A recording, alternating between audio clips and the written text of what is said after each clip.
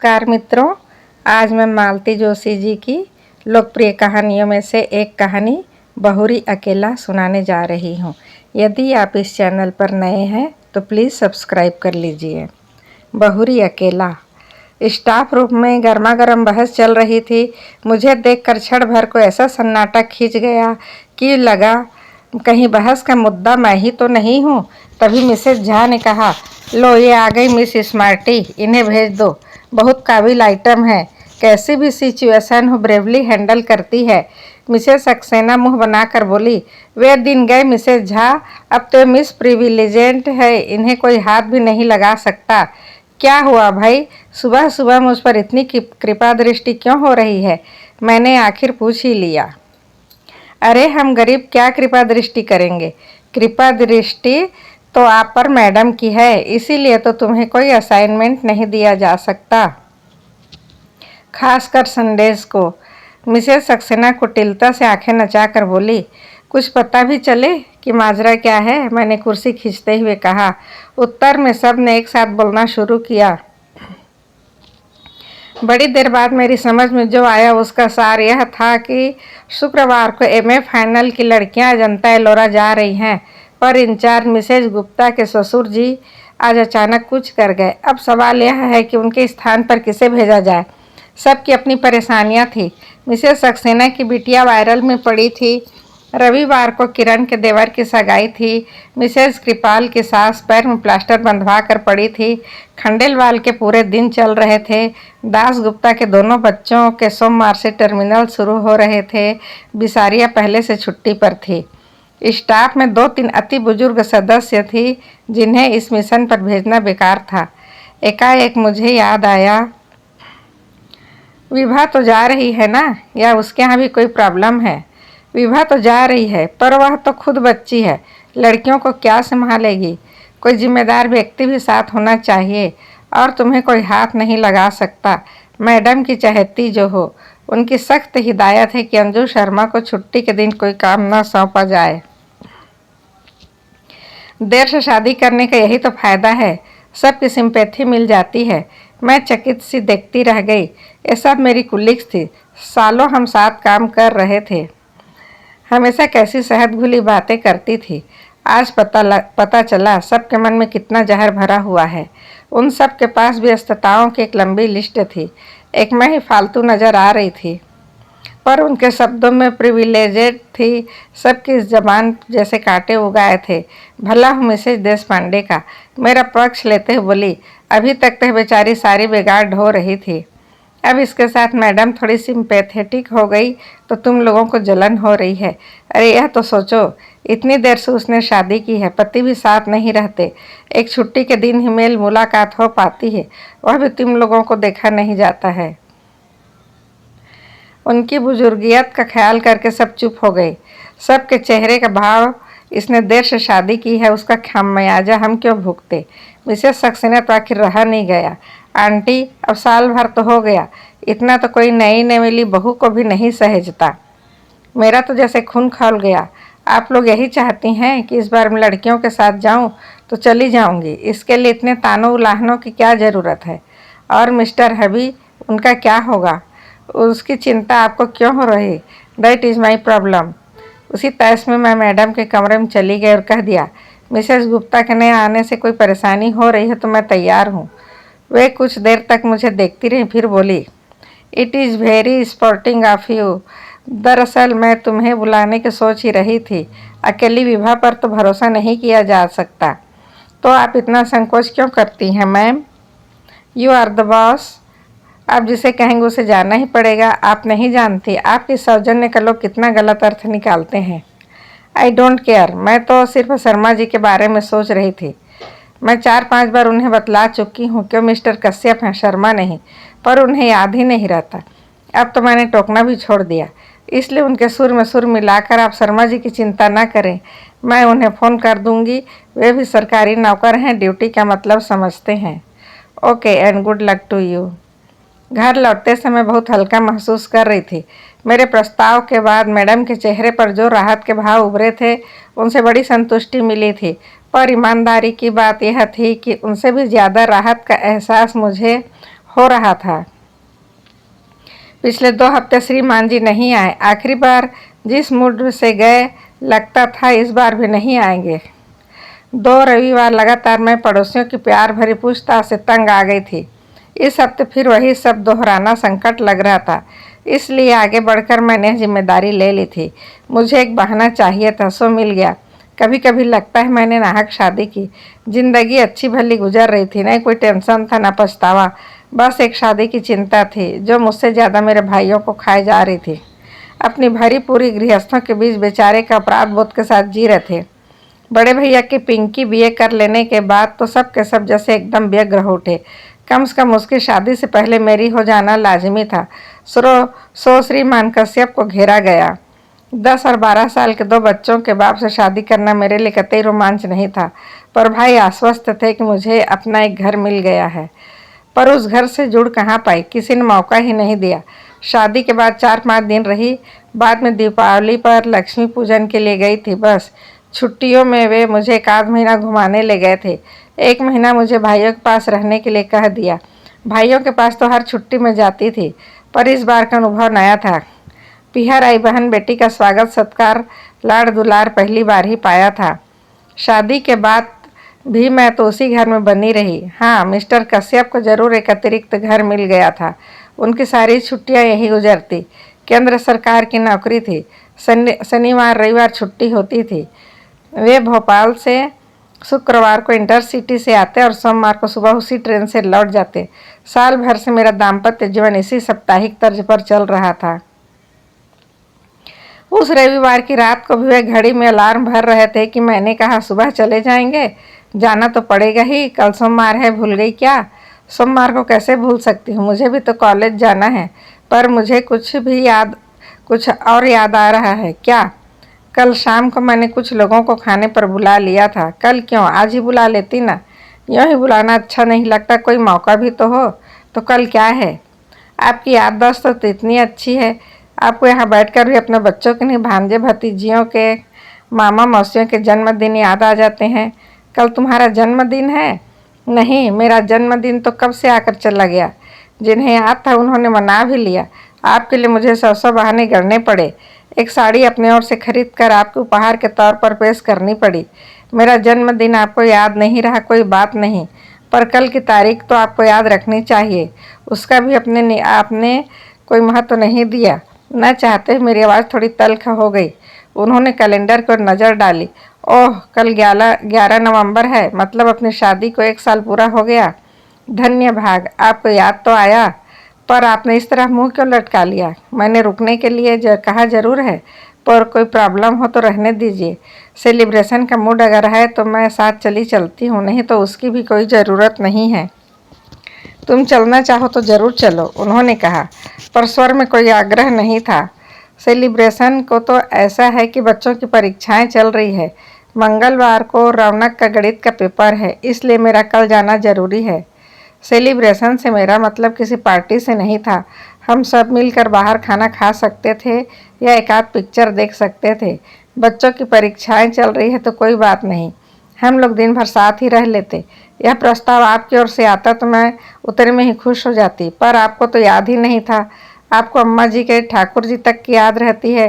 पिछली रामनवमी और जन्माष्टमी पर श्रृंगार का सारा सामान आप यहीं से ले गए थे। बस आपको मेरा जन्मदिन या आपने शादी का सालगिरह याद नहीं रही। बार बार बच्चों का अम्मा का ताना क्यों दे रही हो? वे लोग मेरी जिम्मेदारी है और मैं क्या हूँ, सिर्फ ज़रूरत। कैसी ज़रूरत, यह भी बताना पड़ेगा। कुछ देर तक कमरे में भीषण स्तब्धता छाई रही। फिर मैंने कहा, आप बच्चों के सामने के आदर्श पिता बने रहने चाहते हैं, इसलिए मेरी तरजीह नहीं देते। जानती हूँ, इसीलिए आज तक आपने मेरे स्थानांतरण के लिए प्रयत्न नहीं किया। आश्चर्य तो यह है कि अम्मा जी ने कभी इसके लिए जोर नहीं दिया। Please leave me my mother alone. मैं कोई उन्हें गाली थोड़े ही दे रही हूँ, एक बात कह रही हूँ। कोई भावुक महिला होती तो कहती, बहू अब तुम आकर जल्दी से अपना घर बार संभालो और मुझे छुट्टी दे दो। पर वे बड़ी प्रैक्टिकल है, उन्हें यही व्यवस्था रास आ गई है। घर उनका एक छत्र शासन में भी बना रहता है और बेटे को कोई परेशानी नहीं होती। वह आदर्श बेटा बना रहता है, आदर्श पिता बना रहता है, और उसकी साप्ताहिक आनंद यात्रा भी निर्विघ्न चलती रहती है। आनंद यात्रा? वाह, तुम क्या सोचती हो? तुम कोई हुस्न परी हो जिसके लिए मैं दीवानावार चला आता हूँ।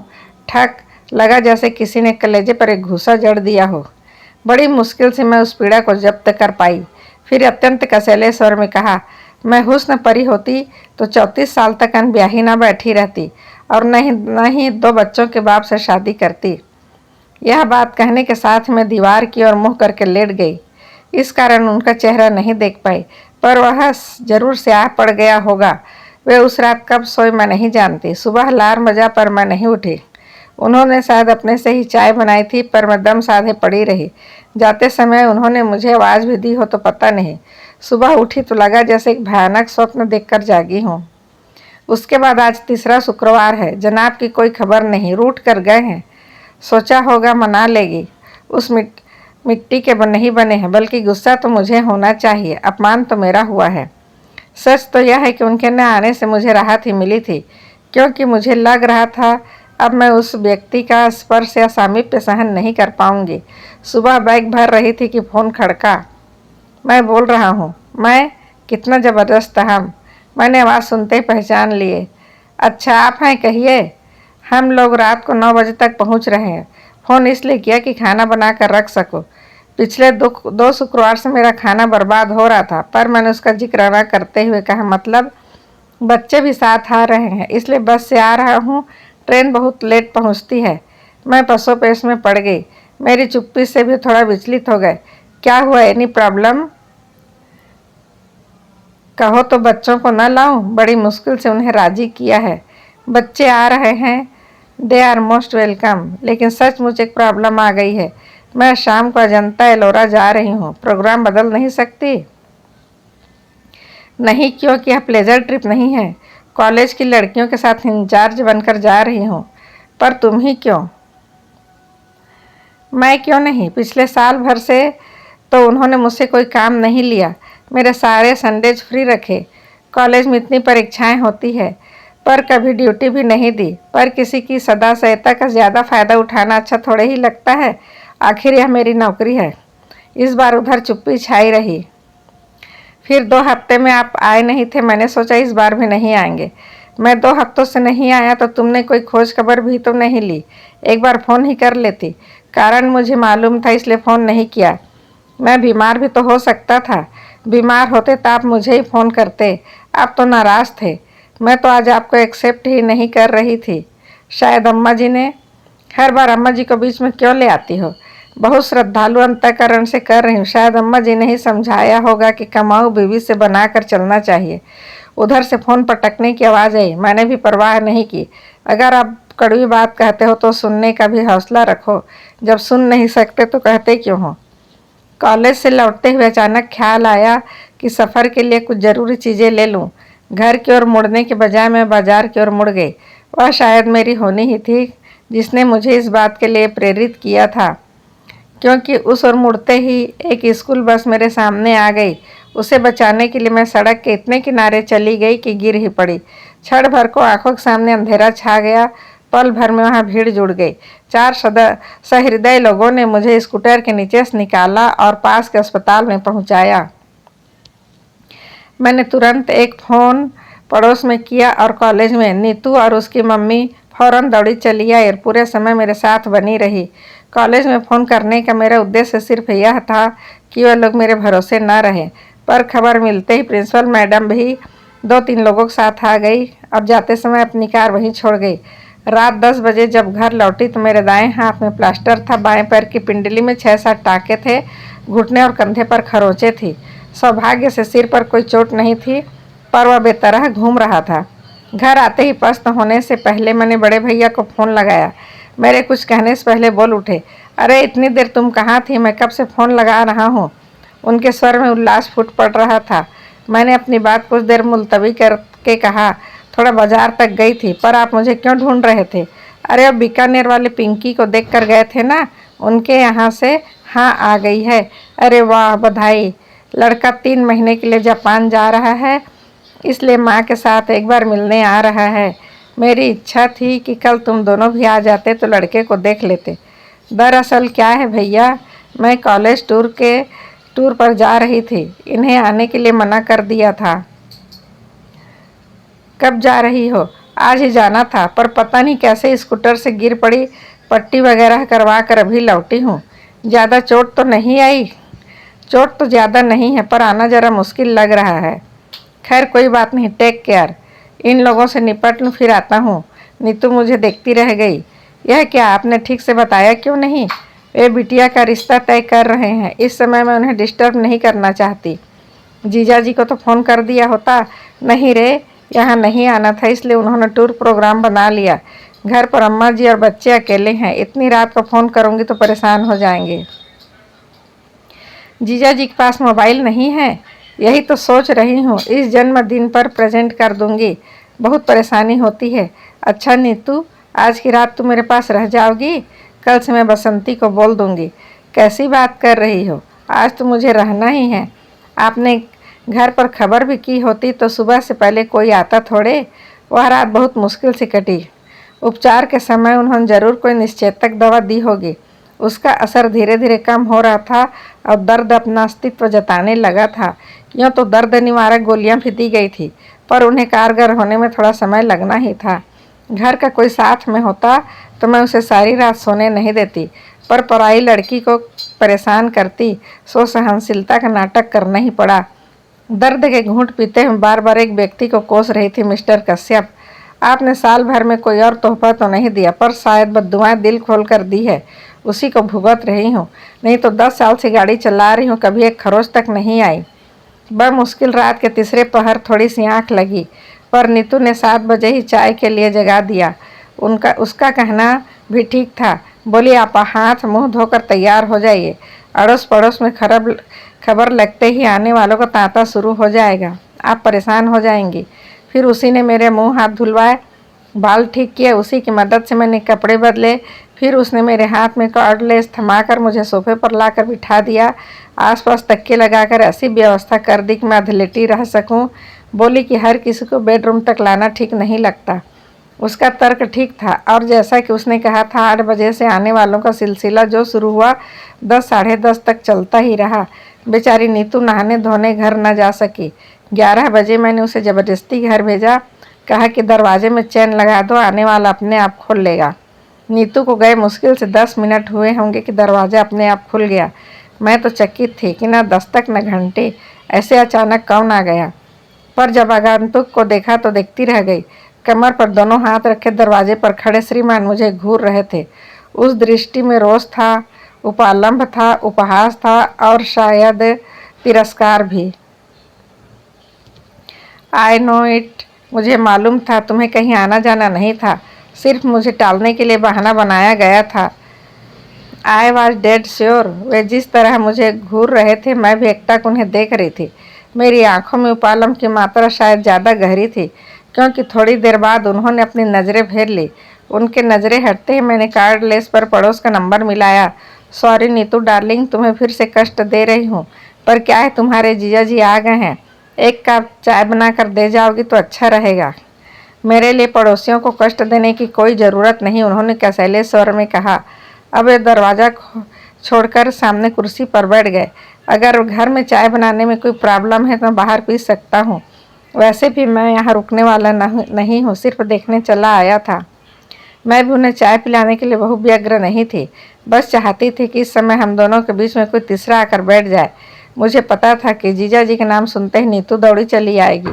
वही हुआ। 5 मिनट में नीतू 2 कप चाय लेकर हाजिर हो गई। है जीजा जी, नीतू ने चहक कर स्वागत किया और हुलस कर कहा, आपको कैसे पता चला? दीदी तो फ़ोन ही नहीं कर रही थी। पता करने वाले पता कर ही लेते हैं, उन्होंने कुटिल मुस्कान से के साथ कहा। बेचारी नीतू इनका मंतव्य समझ नहीं पाई, अपने ही राह में बोली, मम्मी यही तो कह रही थी कि दिल से दिल को राह होती है, फ़ोन करने की क्या ज़रूरत है। फिर इन्हें चाय पकड़ाते हुए मुझसे बोली, दीदी आप भी उठकर जरा सा चाय पी लो, सुबह से बोल बोल कर दिमाग चकरा गया होगा। वह मुझे सहारा देकर उठाने लगी और इनके चेहरे का रंग बदलने लगा। मेरी अधलेटी मुद्रा को अनादर का प्रदर्शन समझ रहे थे। अब उन्हें कुछ समझ में आ रहा था। उठने की प्रक्रिया में जब मेरा शाल कंधे से खिसक गया तो प्लास्टर पर उनकी नज़र पड़ी। अरे हाथ को क्या हो गया? गनीमत है सिर्फ हाथ ही टूटा है। आप खुशकिस्मत हैं, जीजा जी के सही सलामत बच गई, वरना क्या से क्या हो जाता। तुम्हें मैं सही सलामत नजर आ रही हूँ? अरे हाथ ही तो टूटा है। सब लोग कह रहे थे किस्मत वाली थी जो सड़क के किनारे गिरी, अगर बीच में गिरती तो सोचो क्या होता। उस कल्पना मात्र से ही मुझे झुरझुरी हो आई। मैंने नीतू से कहा, थोड़ी हेल्प कर दोगी तो भीतर जाकर थोड़ा लेट लूँगी। हाँ, अब आप बिल्कुल आराम करो, कोई आएगा तो जीजा जी निपट लेंगे। बिस्तर पर लेटते हुए मैंने कहा, बसंती को 2 दिन की छुट्टी दे दी थी, अगर किसी के हाथ खबर भिजवा दोगी तो वह आ जाएगी, 2 रोटी ही डाल जाएगी। बसंत को मैं खबर कर दूंगी। आप रोटी की इतनी चिंता क्यों कर रही हो? हम लोग क्या इतना भी नहीं कर सकते? तुम लोग तो कर ही रहे हो। पड़ोसी और होते किस लिए हैं? नीतू जब चली गई तो कमरे में आकर बोले, इतना सब हो गया, क्या मुझे फ़ोन नहीं कर सकती थी? मैंने एक क्षण उनकी ओर देखा। फ़ोन भी कर देती तो क्या विश्वास कर लेते या इसे भी एक बहाना समझते? वे चुप हो गए। बड़ी देर तक मौन हम दोनों के बीच पसरा रहा। फिर कुछ देर बाद फ़ोन बजा। मेरा कॉर्डलेस बाहर ही छूट गया था, इसलिए फ़ोन इन्हें उठाना पड़ा। शायद बड़े भैया का था, मेरे हाल चाल पूछ रहे थे। मैं जब तक उन्हें सावधान करती वे सब ब्यौरा दे चुके थे। फिर तो मेरी पेशी होनी ही थी। ये क्या कर बैठी तुम, और रात को मुझे बताया क्यों नहीं? मैं उसी समय चला आता। मुझे मालूम था, इसीलिए नहीं बताया। आप आ भी जाते सुबह, फिर मेहमानों के लिए भागना पड़ता। आपकी उम्र इतनी भाग दौड़ करने की नहीं है। वैसे चिंता की बात नहीं है, पड़ोसी बहुत अच्छे हैं और अब तो ये भी आ गए हैं। हाँ, अभी फ़ोन पर उनकी आवाज़ सुनकर थोड़ा संतोष तो हुआ। अच्छा, तो हम लोग सुबह आते हैं, टेक केयर। भैया के फ़ोन के बाद फिर से सन्नाटा छा गया। ये पेपर पढ़ते रहे, मैं सोने की कोशिश करती रही। नीतू दोनों की थालियाँ लेकर आ गई, तभी यह नीरवता भंग हुई। नीतू बोली, मम्मी तो कह रही थी जमाई जी को यहीं बुला लाओ, ठीक से खाना खा लेंगे, पर मैंने कह दिया दीदी अकेले बोर हो जाएंगी। वो अच्छी हो जाए फिर दोनों को एक साथ बुलाकर खूब खातिरदारी कर लेना। एक बात और, जाते हुए मैं बाहर से ताला डाल कर जाती हूँ, नहीं तो मोहल्ले भर की आंटी लोग तंग करने आ जाएंगी। रात भर की जगह, थोड़ा आराम कर लो। खोलोगी कब? 4 बजे चाय लेकर आऊँगी ना। और सचमुच हमें ताले में बंद करके चली गई। जब तक रहती खटर पटर करती रहती है, घर भरा भरा लगता है। उसके जाते ही एक निचाट सोनेपन ने घेर लिया। वह असहज एकांत से निजात पाने के लिए मैंने कहा, आप तो आज ही जाने वाले थे ना, 2 दिन में निकल जाते, रात में ठंड से परेशान हो जाएंगे। वे एक क्षण मुझे घूरते रहे। मुझे क्या इतना गया गुजरा समझ लिया? तुम्हें इस हाल में छोड़कर चला जाऊंगा? एक तरह से बातें यहीं से एक अच्छे बिंदु पर समाप्त हो जानी थी, पर मैंने मन में प्रतिशोध की आग धधक रही थी। वह हुस्न परी वाला डायलॉग मेरे कलेजे में कील की तरह गड़ा हुआ था। उसी ने मुझे चुप नहीं बैठने दिया। मैंने बड़े नाटकीय अंदाज में कहा, मेरी यह हालत है तभी तो मैं कह रही हूँ, रुक कर क्या करेंगे? वे अवाक होकर मुझे देखते रह गए। What do you mean? कुछ नहीं, एक पुरानी बात याद आ गई। एक बार आए थे और मैं संकोच के मारे क्षण भर को चुप रह गई। उस दिन आप कितना नाराज हुए थे, कहा था फ़ोन कर देती, बेकार में 200-250 रुपये का चूना लग गया। उनका चेहरा फक पड़ गया। डूबती आवाज में बोले, उस बात को अब तक गांठ बांधे बैठी हो? यही क्यों, और भी बहुत सी है। सारी गांठें खोलने बैठूंगी तो सुबह से शाम हो जाएगी। तुम तो ऐसे कह रही हो जैसे मैं तुम पर बहुत अत्याचार कर रहा हूँ। प्रचलित मायनों में जिसे अत्याचार कहते हैं वह तो आप कर नहीं सकते, क्योंकि मैं उतनी बेचारी नहीं हूँ। आपका तरीका बहुत सोफिस्टिकेटेड है और अप्रोच बहुत प्रैक्टिकल। बहुत आसानी से आप सामने वाले की भावनाओं को अनदेखा कर सकते हैं। मसलन अब कहाँ से शुरू करूँ? चलिए शुरू करते हैं। याद है जब शादी के बाद पहली बार हम लोग इस घर में आए थे, मेरी सहेलियों ने घर को बहुत कलात्मक ढंग से सजाया था। हमारा स्वागत भी बहुत शानदार हुआ था। हार, फूल, संगीत, उपहार, मिठाई, और लोग इतने में पैर रखने की जगह नहीं थी। इसके बाद जब हम अकेले हुए तो आपका प्रश्न था, फ्लैट तो बहुत सुंदर है, कितने का पड़ा? क्या मुझे पूछने का हक नहीं था? जरूर था, पर आपकी टाइमिंग गलत हो गई। उस निभृत एकांत का अवहेलना कर आप इंदौर और भोपाल की कीमतों की तुलना करते रहे। बातों बातों में आपने भी पूछ लिया कि मैंने लोन बैंक से उठाया था या जीपीएफ से लिया था, और यह भी किस्तें पड़ गई या अभी बाकी है। मेरे ख्याल से मुझे यह भी पूछने का हक नहीं था। हक 100% है, पर यह विषय उस दिन के लिए नहीं था। मुझे मालूम है मेरी शादी में मेरी नौकरी, मेरा वेतन, मेरा फ्लैट्स प्लस पॉइंट्स थे, पर वे ही अहम मुद्दा होकर रह जाएंगे और मैं गौड़ हो जाऊंगी, यह नहीं सोचा था। अगली बार जब आप आए तो आपने नॉमिनेशन के बारे में पूछा था। मैंने दोनों भाइयों के बेटों को फ्लैट और जीपीएफ के लिए नॉमिनेट किया हुआ था। आपने कहा अगर नामांकन बदलना है तो फुर्ती करनी होगी, नहीं तो बाद में बहुत परेशानी हो गई। इसमें गलत क्या था? सरकारी दफ्तर में काम देखता हूँ, रोज़ देखता हूँ लोग बाद में किस तरह परेशान होते हैं। मैं भी जानती हूँ, पर महीने भर पहले ब्याही औरत भविष्य के सपने रखती है, उसे वसीयत के बारे में सोचना जरा अच्छा नहीं लगता। बदली ही परिस्थिति में शायद मैं खुद इस विषय में पहल करती, पर आपकी उतावली देखकर वितृष्णा हो आई। उसके बाद तो एक्सप्लाइटेशन का एक अनवरत सिलसिला शुरू हो गया। मेरे टेलीफोन का बिल दुगना तिगना आने लगा। वे सब लोग छेड़ते कि रात भर मियाँ से बात करती होगी। उन्हें क्या पता, मियाँ ने घर पर बात करने के लिए एकदम मना किया हुआ है और दफ्तर से बात करना मुझे अच्छा नहीं लगता। उसे कैसे बताती कि यहाँ आकर श्रीमान को सारे दोस्तों के भाई भतीजों के जन्मदिन याद आ जाते हैं। सारे रिश्तेदारों के मिजाज पुरसी और मातम पुरसी यहीं से होती है। यह तो शायद तुम्हें पता होगा, लॉन्ग डिस्टेंस कॉल से संडेज को सस्ती पड़ती है और अक्सर संडेज को मैं यहीं होता हूँ। हाँ मुझे पता है, और मुझे यही पता कि इंदौर का कपड़ा मार्केट बहुत अच्छा है, इसलिए चादर और पर्दे यहीं से खरीदने चाहिए। यहाँ की रेडीमेड गारमेंट्स की मंडी भी मशहूर है, इसलिए बच्चों के जन्मदिन के कपड़े यहीं से लेने चाहिए। यहाँ जब तब गर्म कपड़ों की सेल लगती है, इसलिए अम्मा जी के लिए शाल और स्वेटर यहीं से जाएगा। इसके अलावा और भी फरमाइशी आइटम हैं, जैसे फरियाली सामान, नमकीन, राहुल के लिए कैमरा, एटलस, रीना के लिए बारबी का सेट, कलर बॉक्स वगैरह। मुझे यह भी मालूम कि अपने घर पर यह कभी नहीं जताया होगा कि फरमाइशें कौन पूरी कर रहा होगा। देखो, ज़्यादा एहसान जताने की ज़रूरत नहीं है, हिसाब लगा कर रखना, अगली बार आऊँगा तो सब चुकता कर दूँगा। हिसाब करने की ज़रूरत नहीं है, क्योंकि यह सब मैंने अपने घर के लिए, अपने बच्चों के लिए किया था। जिस तरह शादी के बाद यह घर आपका हो गया है, मैंने सोचा वह घर भी अब मेरा है, इसलिए एहसान की कोई बात नहीं थी, बात अधिकार की है। राहुल को जन्मदिन पर डांस करना था, आप यहाँ का म्यूजिक सिस्टम ले गए। बच्चों को गर्मियों में पिक्चर देखनी थी, आप यहाँ से वीसीडी प्लेयर ले गए। बार बार बिजली गुल होने से बच्चों की पढ़ाई हर्ज होती है, इसलिए मेरा इमरजेंसी लैम्प भी भोपाल पहुँच गया। मैं शिकायत नहीं कर रही हूँ, आपको अधिकार था, आपने उसका उपयोग किया, पर यह तो वन वे ट्रैफिक हो गया। मुझे तो कोई अधिकार मिला ही नहीं। एक सुनने को तो बहुत बुरा लगता है, शोषण कहूँगी तो और बुरा लगेगा, पर मेरे साथ यही हो रहा था। वह मेरी समझ में भी आ रहा था, पर मैंने मन को बहला लिया। मैं घर की किस्तें चुका रही हूँ, घर जिसकी मुझे अरसे से तलाश थी, घर जो रिश्तों को मजबूत जमीन पर खड़ा हो, घर जो आपसी सामंजस्य और सद्भाव के सहारे टिका हो। वह घर तो मुझे मिला ही नहीं, आपने दिया ही नहीं।